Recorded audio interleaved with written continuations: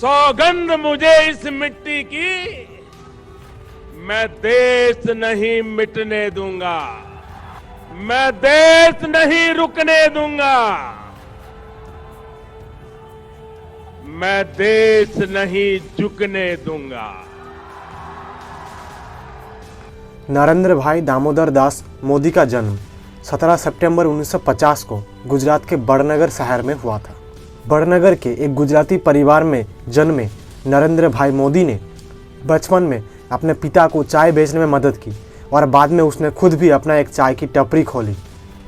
8 वर्ष के आयु में नरेंद्र भाई मोदी आरएसएस के साथ जुड़े एवं एक लंबे समय तक उनके साथ जुड़े रहे।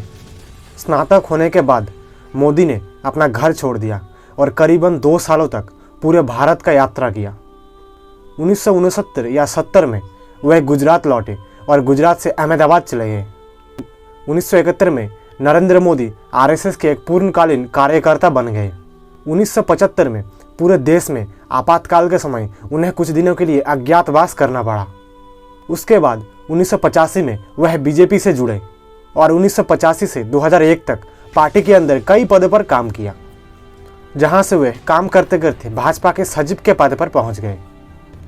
गुजरात के भूकंप के बाद गुजरात के तत्कालीन मुख्यमंत्री केशुभाई पटेल के असफल स्वास्थ्य और खराब सार्वजनिक छवि के कारण उन्हें मुख्यमंत्री से पद से हटा दिया गया और उनके स्थान पर नरेंद्र मोदी को मुख्यमंत्री बनाया गया।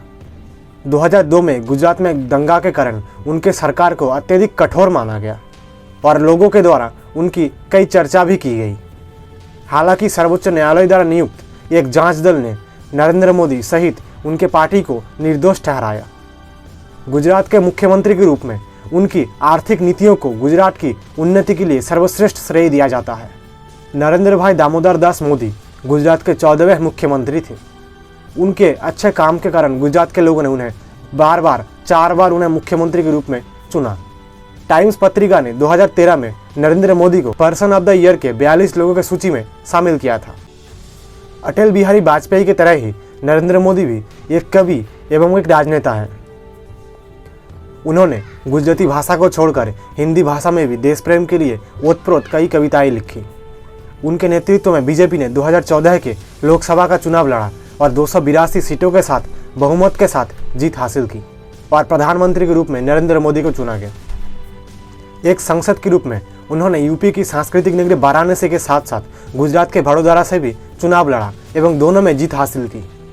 उन्होंने भारत के अफसरशाही सिस्टम में कई परिवर्तन किए और उसके साथ योजना आयोग को हटाकर उसके परिवर्तन में एक नया चिंतक निकाय नीति आयोग की स्थापना किया।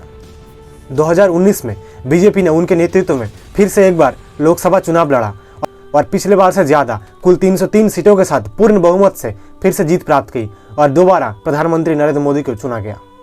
30 मई 2019 को प्रधानमंत्री नरेंद्र मोदी दोबारा प्रधानमंत्री पद की नेतृत्व के लिए शपथ ग्रहण किया। 2019 में सरकार में आने के बाद उन्होंने 2 विशेष काम किए। एक, जम्मू कश्मीर राज्य को विशेष दर्जा को हटा दिया गया और दूसरा, यूपी के अयोध्या में राम मंदिर का निर्माण का काम शुरू किया। अब हम उनके थोड़े निजी जीवन के बारे में जानते हैं। उससे पहले अगर आपको दोस्तों यह वीडियो अच्छा लगा तो वीडियो को लाइक करें और चैनल को जरूर सब्सक्राइब करें। नरेंद्र मोदी के माता और पिता का नाम हीराबेन मोदी और पिता का नाम दामोदर दास मूलचंद था। मोदी के परिवार मोद घांची तेल समुदाय से थे, जिसे भारत सरकार द्वारा पिछड़ा वर्ग के रूप में जाना जाता है। नरेंद्र मोदी पूर्णतः शाकाहारी हैं। युवावस्था में वे छात्र संघ अखिल भारतीय विद्यार्थी परिषद में शामिल हुए। किशोरावस्था में उन्होंने अपने भाई और परिवार के साथ एक चाय की दुकान चलाया। नरेंद्र मोदी ने अपनी स्कूली शिक्षा बड़नगर के सरकारी स्कूल से पूरी की। 1980 में उन्होंने गुजरात विश्वविद्यालय से स्नातकोत्तर का परीक्षा दिया राजनीति विज्ञान में और उसे पास किया। वह अपने माता पिता के 6 संतानों में से तीसरे संतान थे। 13 वर्ष के आयु में मोदी की सगाई जसोदाबेन चमन लाल के साथ कर दिया गया और 17 साल की उम्र में उनकी शादी कर दी गई। लेकिन ऐसा कहा जाता है कि शादी के बाद उनका रिश्ता ज़्यादा दिन नहीं टिका। वर्तमान में पूरे विश्व में ऐसा शायद कोई भी व्यक्ति नहीं है जिन्हें नरेंद्र मोदी का नाम ना पता हो। वे पूरे विश्व के सबसे प्रमुख देशों के प्रधानमंत्रियों में से सबसे शक्तिशाली पावरफुल प्रधानमंत्री के रूप में गिना जाता है। उनके कार्य के लिए कई देशों से उन्हें कई बड़े बड़े सम्मान मिले। उन्होंने अपने देश के लिए जो प्रमुख कार्य किए वह निम्नवत ऐसे हैं।